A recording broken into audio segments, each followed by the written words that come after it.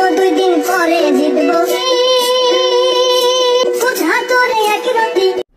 সাকিব শান্তদের বাজে ভাষায় গালাগাল, তাদের নিয়ে প্রোপাগান্ডা ছড়ালে আর নয় ছাড়, বিসিবির হাইকমান্ড অ্যাকশনে যাবে। বিসিবির বোর্ড সভার পরই এই নিয়ম কার্যকর হয়। ক্রিকেটারদের মান সম্মান, কোচ, বিসিবি কর্তাদের নিয়ে ট্রোল, সভাপতি পাপনকে নিয়ে বাজে মন্তব্য, মোট কথা দেশের ক্রিকেটে আঘাত লাগে যে কোনো ধরনের বাজে রকম সমালোচনা এর আওতায় থাকবে। যে কোনো ব্যক্তি, সাংবাদিক কিংবা গণমাধ্যমের বাইরে যাবে না। সবাইকে সতর্ক থাকতে বলা হয়েছে। ক্রিকেটারদের নিয়ে বানোয়ার তথ্য বা কর্মকাণ্ড না ঘটানোর জন্য সচেতন থাকতে বলা হয়েছে। সেটাই মনে করিয়ে দিলেন বিসিবি সিইও নিজামুদ্দিন চৌধুরী। এছাড়া বিসিবি আইনজীবীর মাধ্যমে এ ধরনের ঘটনায় লিগ্যাল নোটিশ পাঠানোর ব্যবস্থাও নিয়ে রেখেছে।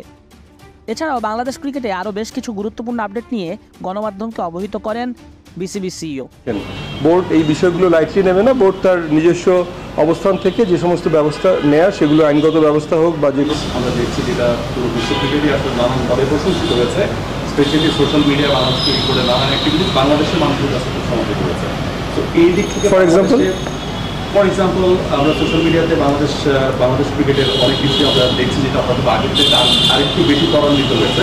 সেটা তো বললেন, মানে একটা এক্সাম্পল চাচ্ছিলাম। একটা এক্সাম্পল হচ্ছে যেমন এবারে ওয়ার্ল্ড কাপে যাওয়ার আগেও যে সিরিজটা আমরা দেখেছি প্রত্যেকটা প্লেয়ারদেরকে নিয়ে, সেই জিনিসটা যেমন খুবই একটা কোনটা ভালো কাজ ছিল।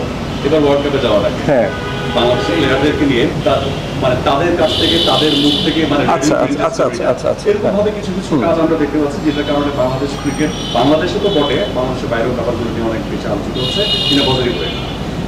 সঙ্গে সঙ্গে কিছু নেগেটিভ ব্যাপার আসলে চলে আসছে, এবং সেটা যখন বাংলাদেশ ক্রিকেট বোর্ডের আপনাদের অ্যাসেট, আপনাদের প্লেয়ার যখন নিজে আঙুল দিয়ে দেখিয়ে দেন যে তাদের ভাবমূর্তি নষ্ট হচ্ছে, তাদের মানহানি হচ্ছে, ক্রিকেট বোর্ডের হচ্ছে, বাংলাদেশের হচ্ছে, সেই জায়গাতে নিশ্চয়ই এই ব্যাপারগুলো আপনার কানে এসেছে।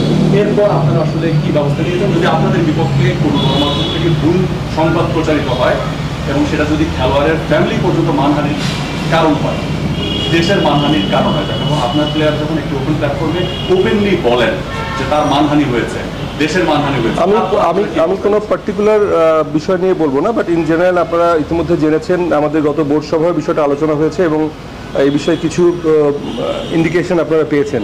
বোর্ড এই বিষয়গুলো লাইটলি নেবে না। বোর্ড তার নিজস্ব অবস্থান থেকে যে সমস্ত ব্যবস্থা নেয়া, সেগুলো আইনগত ব্যবস্থা হোক বা যে কোনো ব্যবস্থায় বোর্ড সেগুলো নেবে। এ ব্যাপারে কিন্তু বোর্ড সভাপতি মহোদয় ক্লিয়ার করেছেন গত প্রেস কনফারেন্সে। Thank you. মূলধারার কোনো গণমাধ্যম একই কাজটা করে, আপনাদের করণীয়টা সেম থাকে। আবার একটু ক্লিয়ার করেন। মূলধারার কোনো গণমাধ্যম যদি এই কাজগুলো করে, কারণ আমরা জানি যে এখন আসলে আমি মূলধারা বা এভাবে স্পেসিফিক তো বলা সম্ভব না।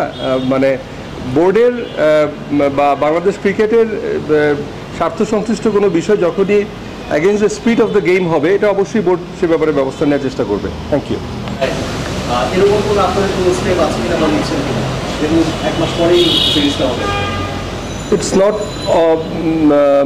যে সবসময় পাঠানো হয়, বাট আমরা আমাদের বিভিন্ন সোর্সের মাধ্যমেও ইনফরমেশন নেওয়ার চেষ্টা করি। ফর এক্সাম্পল বাংলাদেশ হাই কমিশনের সাথে আমাদের যোগাযোগ হয়, এবং তারা তাদের যে একটা ইন্সপেকশন বা তাদের যে নিজস্ব যে প্রক্রিয়া, তার মাধ্যমেও তারা যোগাযোগ করে। আমরা ফরেন মিনিস্ট্রির মাধ্যমেও একটা সিকিউরিটি ক্লিয়ারেন্স নেওয়ার চেষ্টা করি। সব অন্যান্য প্রক্রিয়াগুলো থাকবে, বাট এই মুহূর্তে প্রি ইন্সপেকশনের কোনো প্ল্যান আমাদের কাছে নেই।